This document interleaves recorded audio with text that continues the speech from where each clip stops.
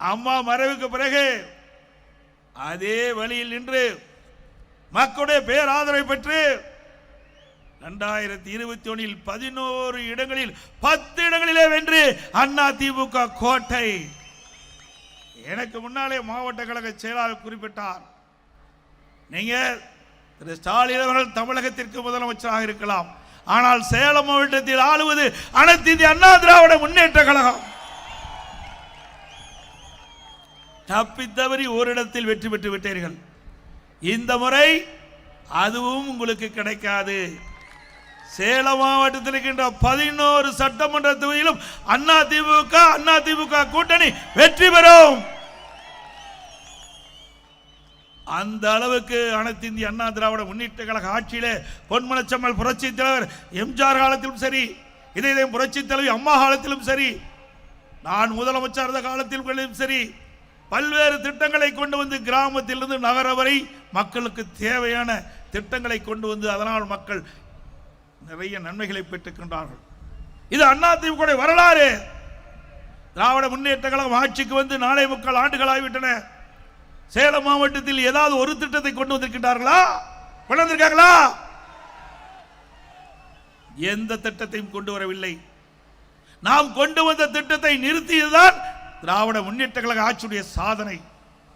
இப்படிப்பட்ட மக்களோட ஆட்சி தொடர வேண்டுமா? எவ்வளவு சிரமப்பட்டு பல்வேறு திட்டங்களை கொண்டு வந்தோம். 100 ஏரி திட்டம், இன்னைக்கு விவசாய பருவ மக்களுக்கு வாழ்வளிக்கக்கூடிய திட்டம். 4 சட்டமன்ற தொகுதி நன்மை பெறும். 4 தொகுதியில் இருக்கின்ற சட்டமன்ற தொகுதியில் இருக்கின்ற விவசாயிகள் பொதுமக்கள் பயன்பெறக்கூடிய அற்புதமான திட்டம். பல ஆண்டுகாலமாக அந்த மக்கள் கோரிக்கை வைத்திருந்தார்கள். அந்த கோரிக்கையை நிறைவேற்றுவதற்காக அதிமுக ஆட்சியிலே அந்த திட்டத்தை நாங்கள் துவக்கினோம். முதல் கட்ட பணி நிறைவு பெற்று முதற்கட்டமாக 6 ஏரிகளை திறந்து வைத்தோம். அதற்கு பிறகு இதுவரை அந்த திட்டம் முழுமை பெறவில்லை. இதுதான் அந்த ஆட்சியுடைய அவலம். இப்படி அவல ஆட்சி தொடர வேண்டுமா? சிந்தித்து பாருங்கள். ஒரு ஆட்சி எதற்காக அமைகிறது? நாட்டு மக்கள் நன்மை செய்வதற்காக அமைகிறது. ஆனால் திமுக அப்படி அல்ல, குடும்பம் நன்மை பெறுவதற்காக இந்த ஆட்சியிலே பார்க்கப்படுகிறது. சிந்திச்சு பாருங்க. ஒரு குடும்பம் செல்வ செழிப்பிலே வாழ்வதற்கு 8 கோடி மக்களை சுரண்டுவது நியாயமா? 8 கோடி மக்களை சுரண்டி ஒரு குடும்பம் செல்வ செழிப்போடு வாழ்ந்து கொண்டிருக்கிறது. அதுக்கு முடிவு கட்டுகின்ற தேர்தல் வருகின்ற சட்டமன்ற பொது தேர்தல். முடிவு கட்டுவீங்களா? ஸ்டாலின் அவர்களே, நீங்கள் எவ்வளவோ முயற்சி செய்கின்றீர்கள். ஆட்சியை மீண்டும் தொடர்வதற்கு எந்த வகையிலும் உங்களுடைய முயற்சி வெற்றி பெறாது. 4.25 ஆண்டு காலம் கும்பகரன் போல் தூங்கிவிட்டு இன்றைக்கு ஞானோதயம் பிறந்து விட்டது திரு ஸ்டாலின் அவர்களுக்கு. இப்பொழுதுதான் மக்களை பற்றி சிந்திக்கின்றார்கள். மக்கள் செல்வாக்கு இழந்து விட்டார்கள். அதனால் புதிய புதிய திட்டத்தை அறிவித்து மக்களுடைய செல்வாக்கை பெற்று நடைபெறுகின்ற சட்டமன்ற பொது தேர்தலை வெற்றி பெற வேண்டும் என்ற நோக்கத்தோடு புதிய அறிவிப்புகளை வெளியிட்டுக் கொண்டிருக்கின்றார் திரு ஸ்டாலின் அவர்கள். இன்றைக்கு தமிழகம் முழுவதும் போராட்ட களமாக மாறிவிட்டது. விவசாயிகள் போராட்டம், வியாபாரிகள் போராட்டம், பஸ் தொழிலாளர்கள் போராட்டம், செவிலியர் போராட்டம், தூய்மை பணியாளர் போராட்டம், அரசு ஊழியர்கள் போராட்டம். இப்படி தமிழ்நாடு முழுவதும் போராட்ட களமாக மாறிவிட்டது. உங்கள் ஆட்சியிலே நல்லது செய்திருந்தால் எதற்கு போராட்டம் நடைபெறும்? ஸ்டாலின் குறிப்பிடுகிறார், திராவிட முன்னேற்ற கழக ஆட்சி ஒரு சிறந்த ஆட்சி என்று. எதிலே சிறந்த ஆட்சி? லஞ்சம் வாங்குவதிலே சிறந்த ஆட்சி, கொள்ளையடிப்பதிலே சிறந்த ஆட்சி, மக்களுக்கு நன்மை கிடைப்பதிலே சிறந்த ஆட்சி அல்ல. எந்தெந்த வழியிலே ஊழல் செய்வது அதிலே ஒரு சிறந்த ஆட்சி திமுக ஆட்சி. மக்களை எப்படி சுரண்டுவது அதிலே சிறந்த ஆட்சி திமுக ஆட்சி. ஆனால் அனைத்து இந்திய அண்ணா திராவிட முன்னேற்ற கழகத்தை பொறுத்த வரைக்கும் நாட்டு மக்களுக்கு திட்டம் போடுவதிலே முதல் சிறந்த ஆட்சி அண்ணா திமுக ஆட்சி. போடப்பட்ட திட்டத்திலே நன்மை அதிகமாக பெற்றது மக்கள். அதிலே சிறந்த ஆட்சி அதிமுக. சிந்திச்சு பாருங்கள். திராவிட முன்னேற்ற கழக ஆட்சியும் அதிமுக ஆட்சியும் ஒப்பிட்டு பாருங்கள். இன்று தூத்துக்குடியிலே சமூக நலத்துறை அமைச்சர் ஒரு நிகழ்ச்சியிலே பங்கு பெற்று பேசுகிறார்.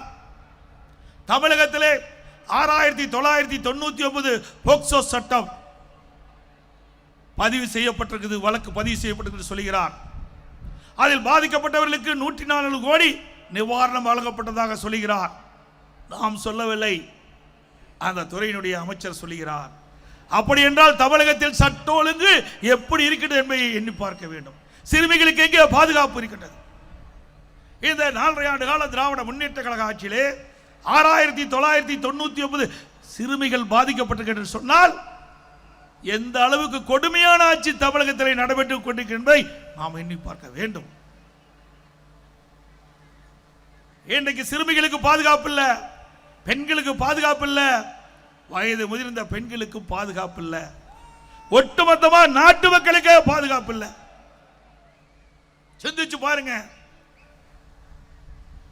ஒரு நாடு வளமாக சிறப்பாக இருக்க வேண்டும் என்று சொன்னால் சட்ட ஒழுங்கு சிறப்பாக இருக்க வேண்டும். அப்படி சட்ட ஒழுங்கு சிறப்பாக இருந்தால்தான் அந்த மாநிலத்துடைய வளர்ச்சி கூடும். ஆனா இங்கே அப்படி அல்ல. சட்ட ஒழுங்கு சந்தி சிரித்துக் கொண்டிருக்கிறது. நாட்டு மக்கள் ஒவ்வொரு நாளும் தங்களுக்கு என்ன நேரிடுமோ என்று அஞ்சி அஞ்சி வாழக்கூடிய நிலை தமிழகத்திலே உருவாகி இருக்கின்றது. அதை பற்றியெல்லாம் திரு ஸ்டாலினுக்கு கவலை இல்லை. ஒரு 4 நாளுக்கு முன்பு நீங்கள் பார்த்திருப்பீர்கள், ஒரு வடமாநில தொழிலாளர் சென்னையில் இருந்து திருத்தணிக்கு ரயிலில் செல்கிறார். 4 சிறுவர்கள் அவரை பட்டா கத்தியோடு கஞ்சா போதையிலே கடுமையாக தாக்கிட்டார்கள். கெஞ்சுகிறார். எல்லா வலைதளங்களும் வந்திருக்கிறது. எவ்வளவு கொடுமையான நிகழ்ச்சி! இப்படிப்பட்ட ஆட்சி தொடர வேண்டுமா?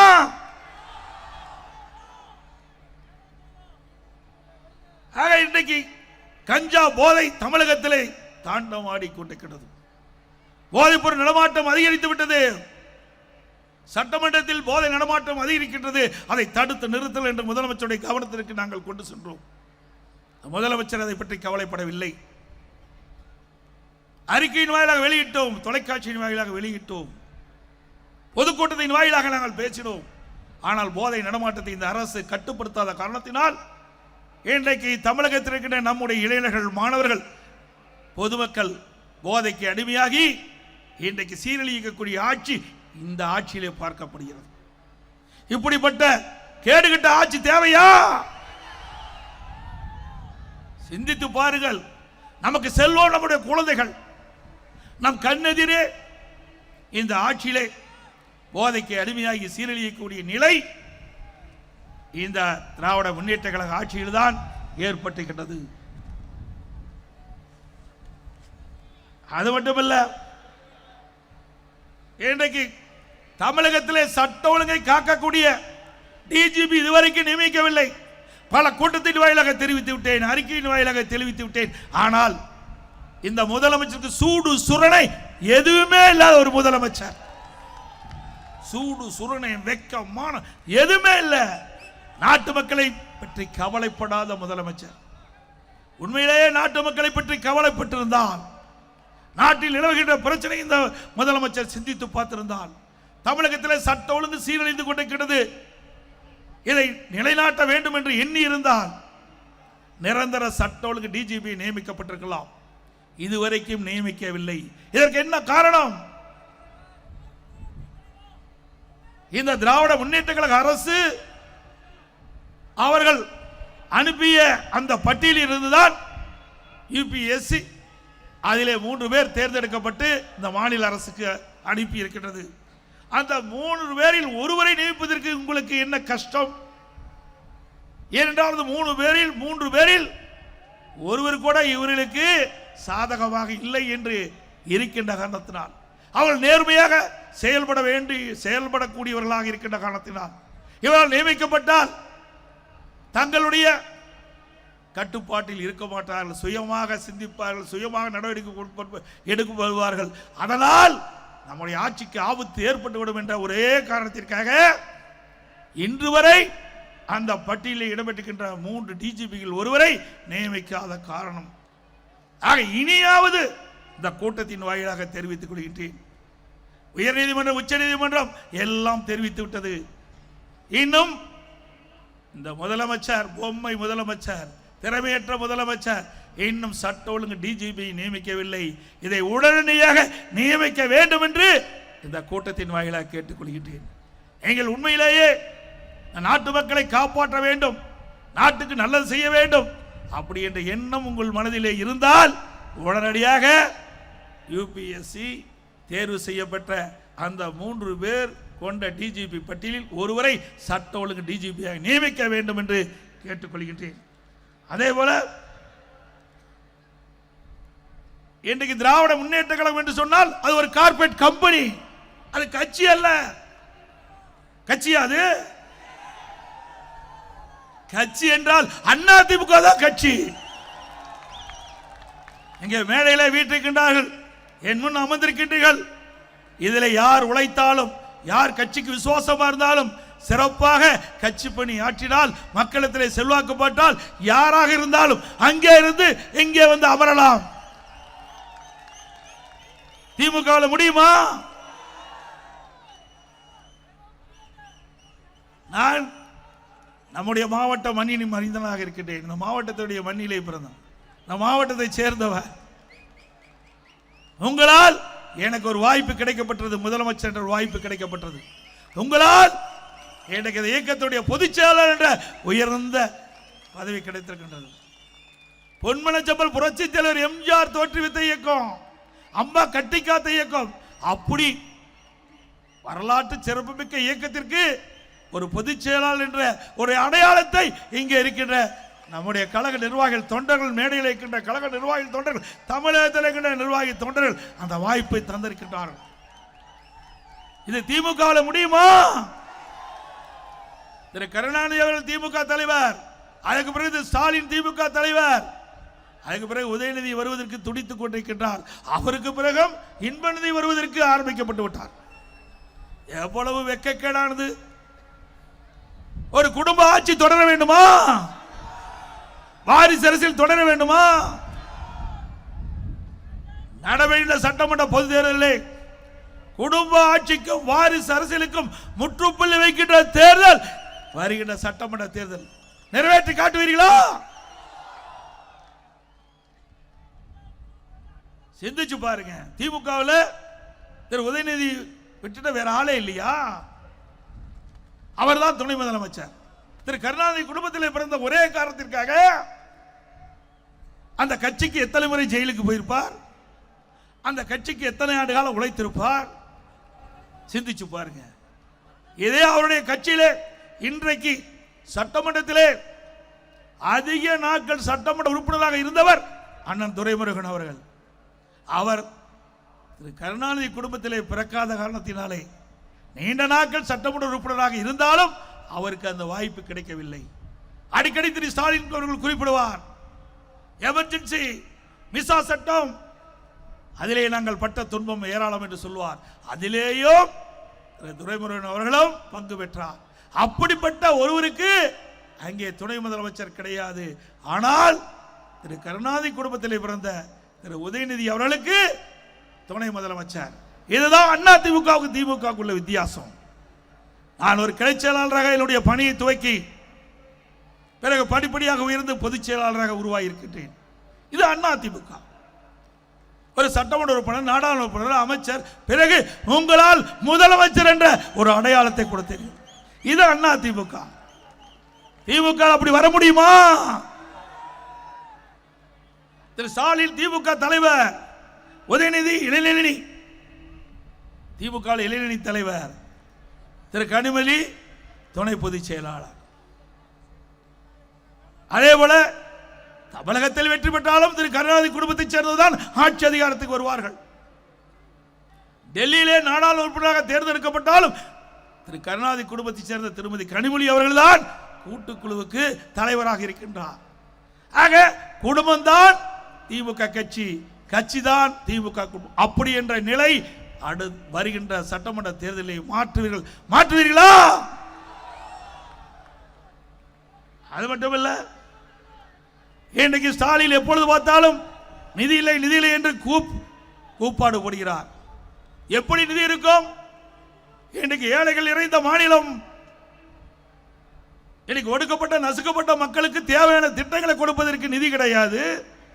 கார் பந்தயம் நடத்துவதற்கு நிதி இருக்குது. கார் பந்தயம் நமக்கு யாராவது கேட்டாங்களா? ஏங்க கார் பந்தயம் முக்கியமா? வாழ்வதற்கே போராடி கொண்டிருக்கிற நேரத்தில் சென்னை மாநகரத்துடைய மத்திய பகுதியிலே கார் பந்தயம் நடத்துகிறார் துணை முதலமைச்சர் திரு உதயநிதி ஸ்டாலின். பிறகு எழுதாத பேனாவை நடுக்கடலில் வைப்பதற்கு அரசாங்க பணம் 82 கோடி ஒதுக்கீடு செய்கிறார்கள். எழுதாத பேனால எங்க வச்சா என்ன? எழுதுற பேனாவை நம்முடைய மாணவர்களுக்கு கொடுக்கல. எழுதுற பேனாவை மாணவர்களுக்கு கொடுங்க, அரசு பள்ளியை படிக்கிற மாணவர்களுக்கு கொடுங்க, பாராட்டுவாங்க. சிந்தித்து பாருங்கள், இன்னைக்கு அரசாங்க பணத்தை எப்படியெல்லாம் ஊதாரித்தனமாக செலவு செய்கின்றார்கள் என்பதை எண்ணி பார்க்க வேண்டும். இன்றைக்கு ஒவ்வொருடைய உழைப்பிலும் வரி மூலமாக அரசாங்கத்துக்கு பணம் வந்து கொண்டிருக்கிறது. அந்த பணத்தை எப்படியெல்லாம் இந்த அரசாங்கம் ஊதாரி செலவை செய்து கொண்டிருக்கிறது. அண்மையிலே எனக்கு கிடைத்த தகவல், சுயநிதி குழு அது எவ்வாறு செயல்படுகிறது என்பதற்கு ஆய்வு செய்வதற்காக 44 கோடி ஒதுக்கி இருக்கிறாங்க.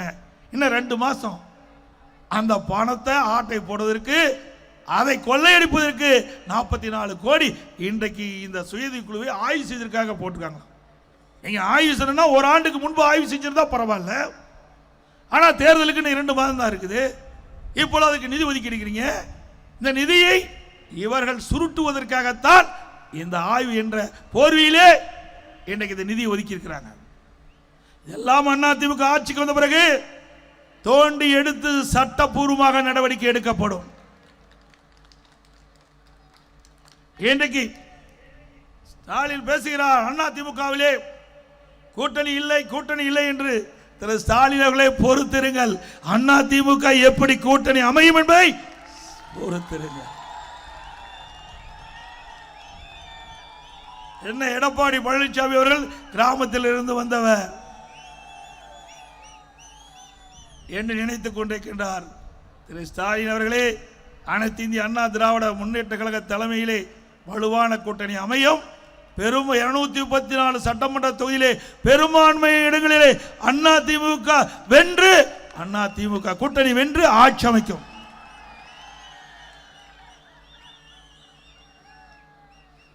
இன்றைய தினம் திராவிட முன்னேற்ற கழகம் தேர்தல் நேரத்திலே 525 அறிவிப்புகள் வெளியிட்டாங்க.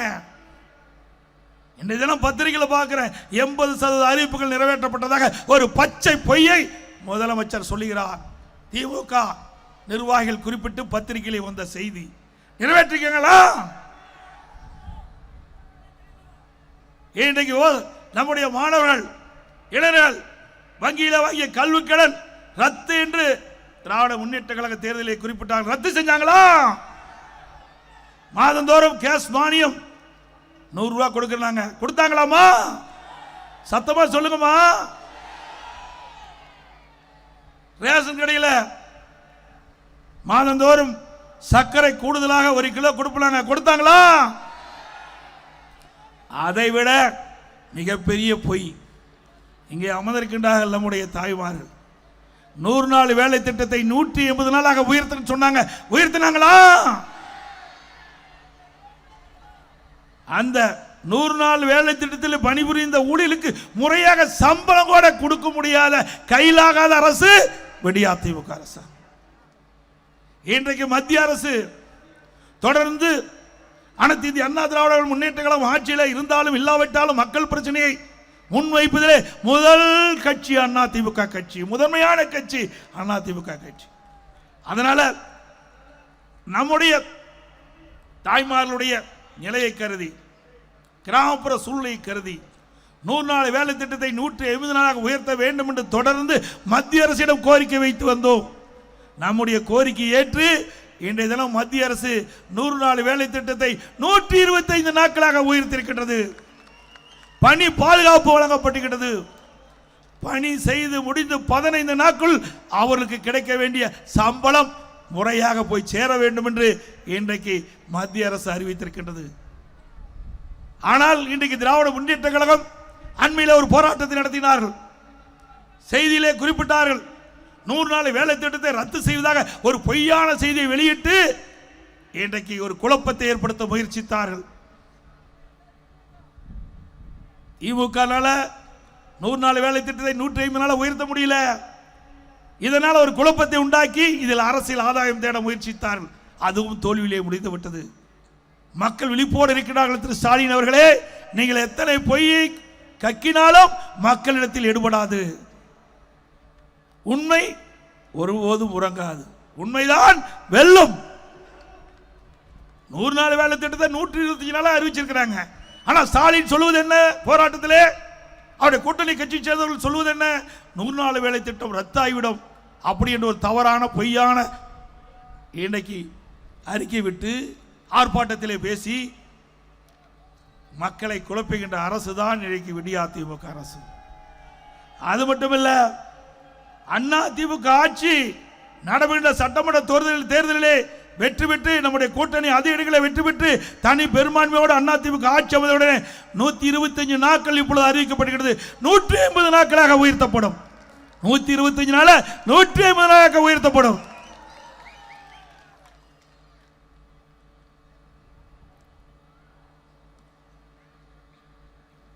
எப்பொழுது பார்த்தாலும் முதலமைச்சர் ஸ்டாலின் அவர்கள் பேசிக் கொண்டிருக்கின்றார்.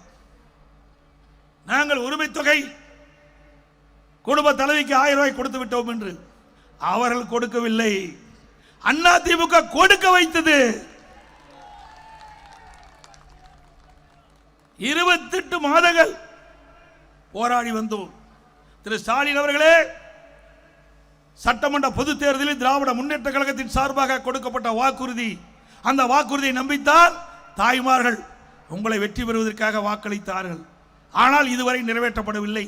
நிறைவேற்ற வேண்டும் என்று சட்டமன்றத்திலும் பொது வெளியிலும் அதிமுக பொதுக்கூட்டத்திலும் தொலைக்காட்சியின் வாயிலாக அறிக்கையின் வாயிலாக தொடர்ந்து 28 மாதங்கள் இந்த அரசுக்கு அழுத்தம் கொடுத்ததன் விளைவு வேறு வழி இல்லாம மாதம் 1000 ரூபாய் உரிமை தொகை கொடுத்தார்.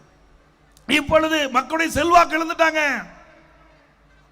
நடைபெற்ற சட்டமன்ற பொது தேர்தல் திமுக தோல்வி அடையும் என்ற பயத்தில் மேலும் 17 லட்சம் பேர்களுக்கு கூடுதலாக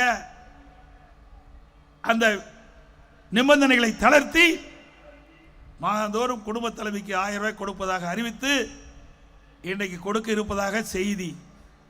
ஏன் அப்பொழுதே அந்த தாய்மார்கள் படுகின்ற கஷ்டம் உங்களுக்கு கண்ணுக்கு தெரியாதா?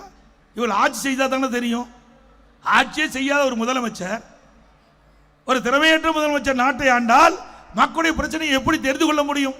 அதனால இப்பொழுதுதான் விழித்து தேர்தலே தோல்வி உற்றுவிடுவோம் என்று எண்ணிய காரணத்தினால் இப்பொழுது அந்த விதிகளை தளர்த்தி இன்றைய தினம் 17 லட்சம் பேருக்கு கொடுப்பதாக தெரிவிச்சிருக்கார்.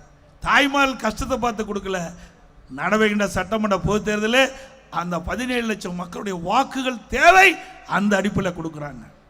அதே போல இன்றைக்கு நம்முடைய மாணவர் சமுதாயம் உயர்ந்த நிலைக்கு வருவதற்கு காரணம் அனைத்து இந்திய அண்ணா திராவிட முன்னேற்ற கழக அரசாங்கம்.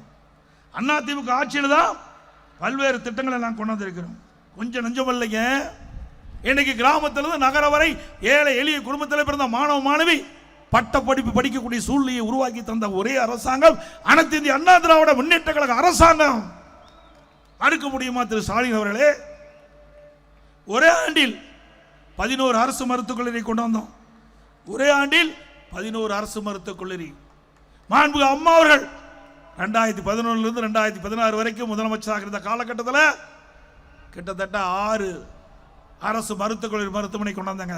ஆக 2011 2021 வரைக்கும் அனைத்து இந்திய அண்ணா திராவிட முன்னேற்ற கழக ஆட்சியில் 17 அரசு மருத்துவக் கல்லூரி மருத்துவமனை கொண்டாந்து இந்திய வரலாற்றிலேயே சாதனை படைத்த அரசாங்கம் அண்ணா திமுக அரசாங்கம். பிளே ஸ்டோர் மற்றும் ஆப் ஸ்டோரில் இருந்து பாலிமர் செயலியை QR கோடு மூலம் பதிவிறக்கம் செய்யுங்கள். செய்திகளை உடனுக்குடன் பெறுங்கள்.